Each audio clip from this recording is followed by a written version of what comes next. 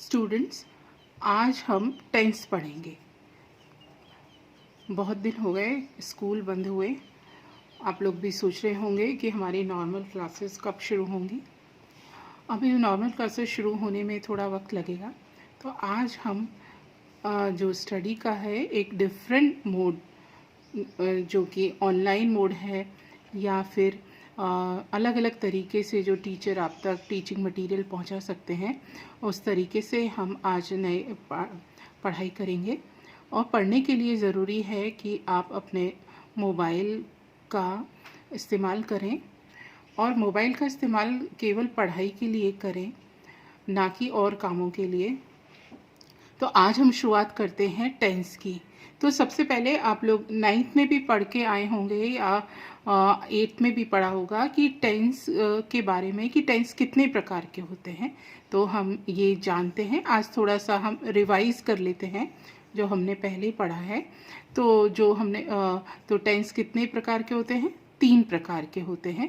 पहला है present tense, दूसरा है पास्ट टेंस और तीसरा है future tense. So there are of 3 types of tenses. Number 1 is present जिसको हम हिंदी में वर्तमान काल कहते हैं। Second one is past tense जिसको भूतकाल कहते हैं। And third one is future tense यानी भविष्य काल। अब ये जो सब टेंस होते हैं, इनको सब टेंसेस को हम चार भागों में बांट सकते हैं। तो सबसे पहले हम प्रेजेंट टेंस को देखेंगे कि प्रेजेंट टेंस को भी 4 भागों में बांटा जा सकता है। सबसे पहला होता है सिंपल प्रेजेंट। पहला जो हम पढ़ेंगे वो होता है सिंपल प्रेजेंट, और उसके बाद दूसरा होता है, इसे कहते हैं प्रेजेंट कंटिन्यूअस टेंस। आपको बैकग्राउंड में ये थोड़ी आवाज़ें सुनाई दे रही होगी, लेकिन हम जब कुछ चीज़ सीखना चाहते हैं तो हमें इन सब आवाज़ों पर ध्यान नहीं देना है। तो पहला प्रेजेंट टेंस को हमने 4 भागों में बांटा। पहला है सिंपल प्रेजेंट, दूसरा है प्रेजेंट कंटिन्यूअस, तीसरा है प्रेजेंट परफेक्ट, और चौथा है perfect continuous, present perfect continuous. Right. So एक बार फिर से हम देख लेते हैं। There are 3 types of tenses. Number 1 is present tense, second is past tense, and third one is future tense. Present tense को हम हिंदी में कहते हैं वर्तमान काल, और इसकी पहचान, चूँकि ये टेंस हमारे यहाँ हम लोगों को ट्रांसलेशन में काम आता है, तो हमें हिंदी से इंग्लिश में ट्रांसलेट करना होता है। तो हम इसकी पहचान जान लेते हैं कि जिन वाक्यों के अंत में ह आता है, जैसे वह जाता है, वह खा रहा है, वह जा चुका है, वह 2 दिन से गाना गा रहा है, तो सब वाक्यों में देखिए ह आया, तो ये टेंस कौन सा हुआ? Present tense. अब प्रेजेंट टेंस को हमने 4 भागों में बांटा। पहला है सिंपल प्रेजेंट। सिंपल प्रेजेंट या इसको प्रेजेंट इंडेफिनिट भी कहते हैं। आप लोग अभी तक इसको इस तरह से पढ़ते हुए आए होंगे, तो इसे प्रेजेंट इंडेफिनिट भी कहा जाता है। दूसरा है प्रेजेंट कंटिन्यूअस टेंस, तीसरा है प्रेजेंट परफेक्ट टेंस, और चौथा है प्रेजेंट परफेक्ट कंटिन्यूअस टेंस। अब हम इनकी पहचान भी जान लेते हैं। जो सिंपल प्रेजेंट टेंस होता है, इसकी पहचान क्या होती है? इसके आखिर में जाता है, खाता है, सोता है, पीता है, इस तरह के वाक्य आते हैं। और प्रेजेंट कंटिन्यूअस के आखिर में आता है रहा है, रही है, इस तरह के शब्द आखिर में आते हैं। और प्रेजेंट परफेक्ट टेंस के अंत में आता है चुका है, चुकी है। ये पहचान है। जो आप इस तरह के वाक्य अगर आते हैं और उनके आखिर में इस तरह ये शब्द आते हैं, तो हम जल्दी से मेकआउट कर सकते हैं कि यह कौन सा टेंस है। अब बात आती है प्रेजेंट परफेक्ट कंटिन्यूअस की। तो प्रेजेंट परफेक्ट कंटिन्यूअस के वाक्यों में समय भी बताया जाता है, और वो कंटिन्यूअस टेंस भी होता है। जैसे वह 2 दिन से पढ़ रही है, वह 2 दिन से पढ़ रही है, यानी वाक्य के आखिर में आया रही है और यहाँ समय भी बता दिया गया कि वह 2 दिन से पढ़ रही है। तो यह टेंस कौन सा होगा? ये होगा प्रेजेंट परफेक्ट कंटिन्यूअस टेंस। तो ठीक है बच्चों, ये हमने चारों जो प्रेजेंट टेंस को जो हमने 4 भागों में बांटा, तो उसकी पहचान भी हमने मालूम कर ली। एक बार हम फिर से रिवाइज कर लेते हैं कि प्रेजेंट टेंस जिसकी पहचान आखिर में ह होती है उसको 4 भागों में बांटा गया है। नंबर 1 इज सिंपल प्रेजेंट, दूसरा है प्रेजेंट कंटिन्यूअस, तीसरा है प्रेजेंट परफेक्ट और चौथा है present perfect continuous. Simple present या प्रेजेंट इंडेफिनिट की पहचान होती है जाता है। प्रेजेंट कंटिन्यूअस के आखिर में आता है रहा है। प्रेजेंट परफेक्ट के अंत में आता है चुका है, चुकी है। और प्रेजेंट परफेक्ट कंटिन्यूअस के अंत में आता है प्रेजेंट परफेक्ट कंटिन्यूअस का ये वाक्य इस तरह से होता है जैसे वह 2 दिन से पढ़ रही है। ठीक है, तो अब हम शुरू करते हैं सिंपल प्रेजेंट से कि सिंपल प्रेजेंट क्या है। सिंपल प्रेजेंट या प्रेजेंट इंडेफिनिट। आज हम सिंपल प्रेजेंट या प्रेजेंट इंडेफिनिट टेंस के वाक्य बनाना सीखेंगे, इनका स्ट्रक्चर हम सीखेंगे।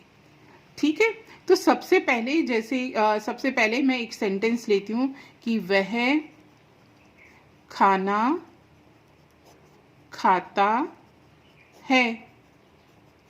अब हमें ये पता है कि इसके वाक्य के आखिर में ता है आया है, तो एक ये हमें इस पहचान मिल गई कि ये टेंस है सिंपल प्रेजेंट। अब सिंपल प्रेजेंट टेंस को बनाने के लिए हम एक तरह के इस स्ट्रक्चर को फॉलो करते हैं। वो स्ट्रक्चर का आप ध्यान रखिए क्या होता है। सबसे पहले आता है सब्जेक्ट और उसके बाद आएगा वर्ब और उसके बाद आएगा ऑब्जेक्ट। ये इस तरह का स्ट्रक्चर होता है। लेकिन यदि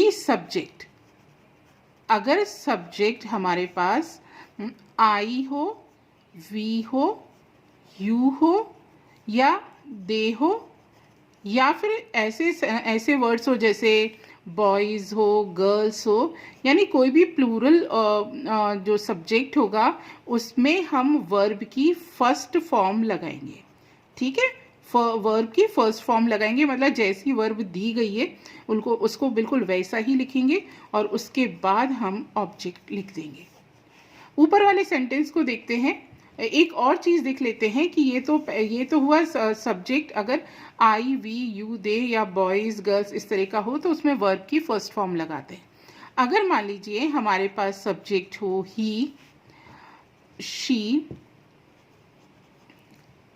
इट और किसी का नाम हो जैसे कि दीपक हो गया, श्याम हो गया, अगर ये कोई भी नाम हो तो हम इस समय वर्ब में हम या तो एस लगाएंगे या ईएस लगाएंगे और उसके बाद आएगा ऑब्जेक्ट। ठीक है, तो ये हमने एक चीज़ को जाना कि जो सिंपल प्रेजेंट होता है उसका स्ट्रक्चर क्या होता है। सबसे पहले लिखा जाता है सब्जेक्ट, सब्जेक्ट के बाद में आता है वर्ब और वर्ब के बाद में आता है ऑब्जेक्ट।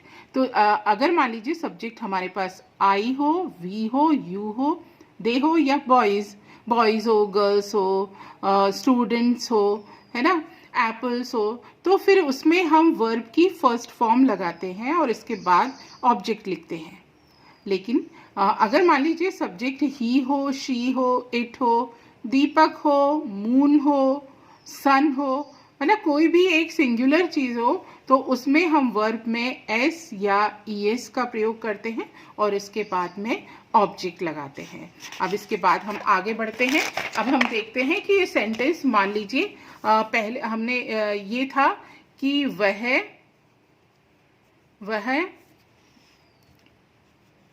खाना खाता है। तो इसमें सबसे पहले ये ध्यान रखें, सबसे पहले हम इसमें आइडेंटिफाई करेंगे सब्जेक्ट को। सब्जेक्ट क्या है यहाँ पर?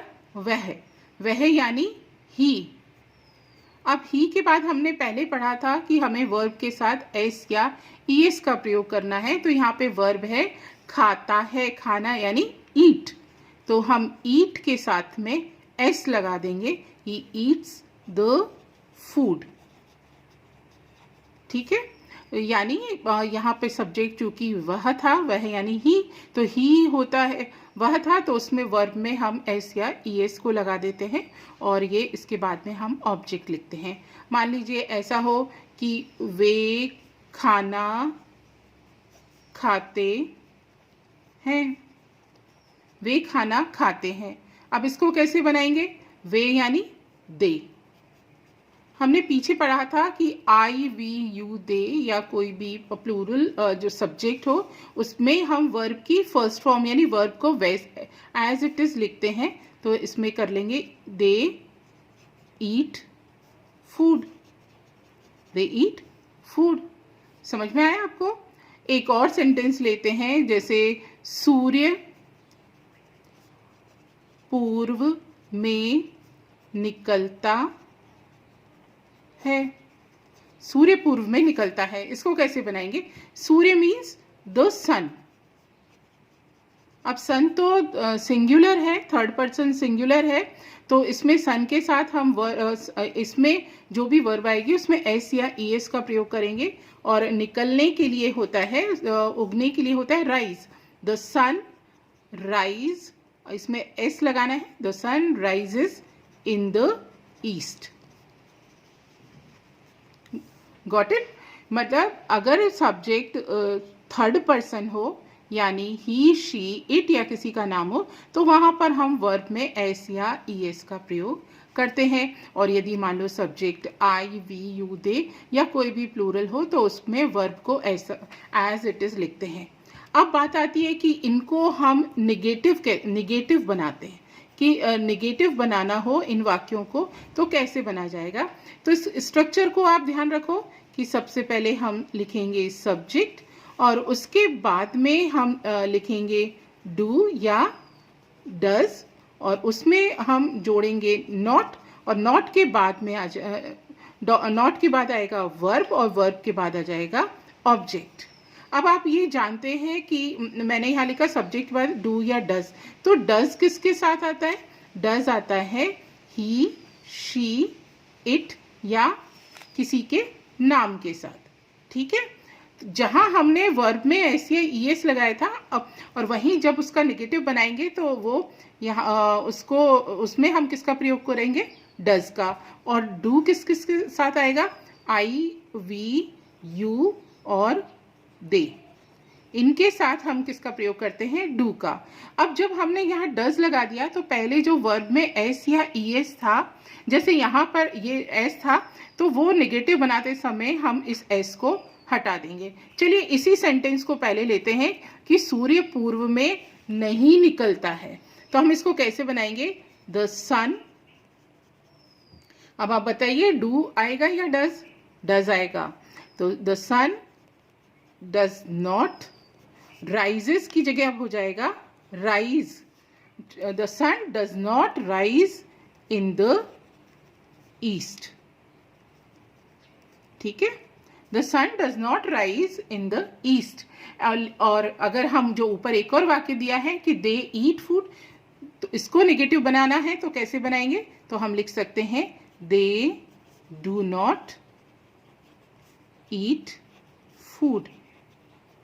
तो बच्चों जहां पर सब्जेक्ट ही शी इट या किसी का नाम हो वहां पर हम नेगेटिव बनाते समय डज नॉट का प्रयोग करते हैं, और जहां पर subject I we you they या कोई भी प्लूरल सब्जेक्ट हो तो वहां पर हम डू का प्रयोग करते हैं। इस तरह से हम ये सिंपल प्रेजेंट में हम नेगेटिव बनाना सीख लिया।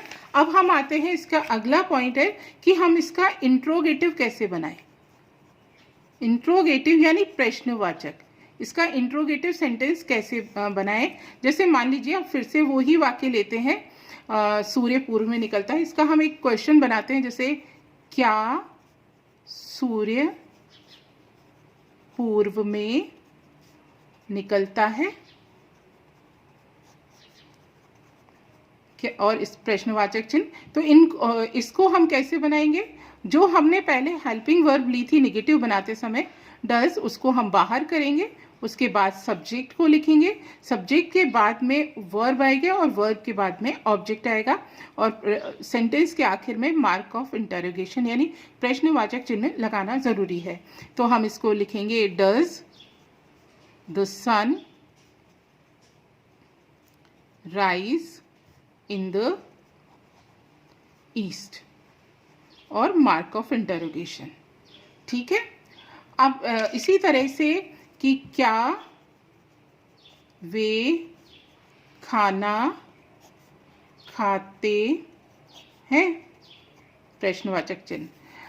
तो इसको कैसे बनाएंगे? तो वहाँ पर हम नेगेटिव बनाते समय हमने प्रयोग किया था डू नॉट का, तो यहाँ पे भी हेल्पिंग वर्ब होगी, तो उसको डू को हम बाहर लेके आएंगे और उसके बाद आएगा सब्जेक्ट, सब्जेक्ट के बाद वर्ब और वर्ब के बाद ऑब्जेक्ट और क्वेश्चन मार्क। तो आ जाएगा डू दे ईट फूड। ठीक है।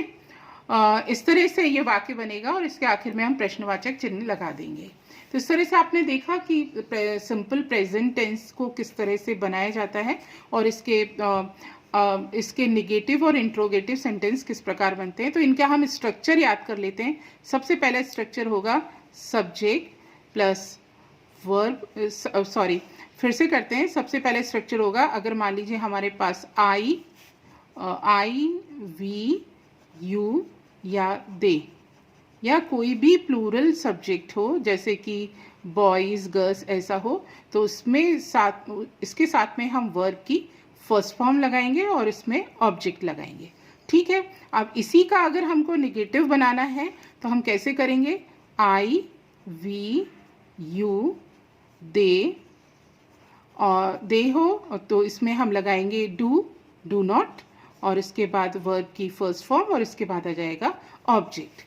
अगर इसका हमको इंट्रोगेटिव बनाना है तो हम कैसे करेंगे?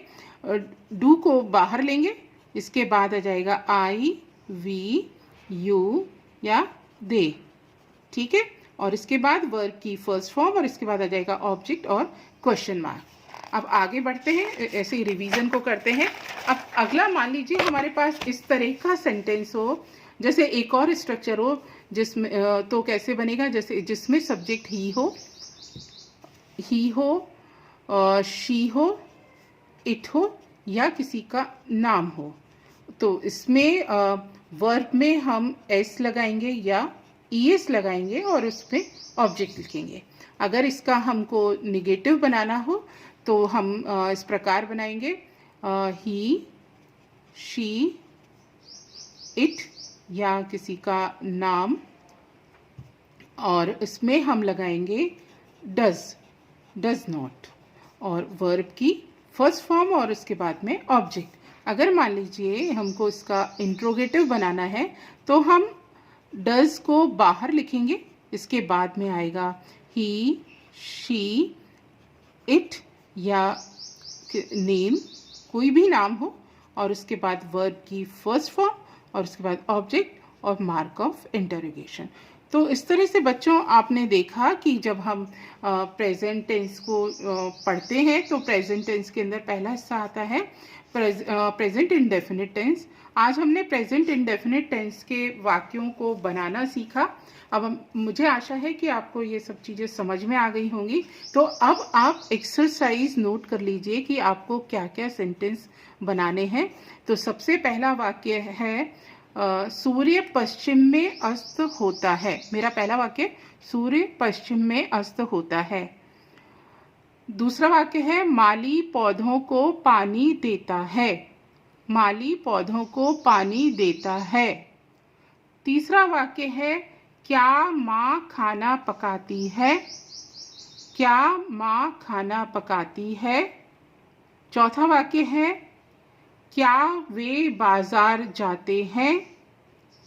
क्या वे बाजार जाते हैं। मेरा पांचवा सेंटेंस है तुम गाना नहीं गाते हो। तुम गाना नहीं गाते हो। सीता होमवर्क नहीं करती है। सीता होमवर्क नहीं करती है। तो बच्चों जब हम कल मिलेंगे तो आप इन सब सेंटेंस को बनाओगे और मेरे व्हाट्सएप ग्रुप पे आप शेयर करोगे। Thank you.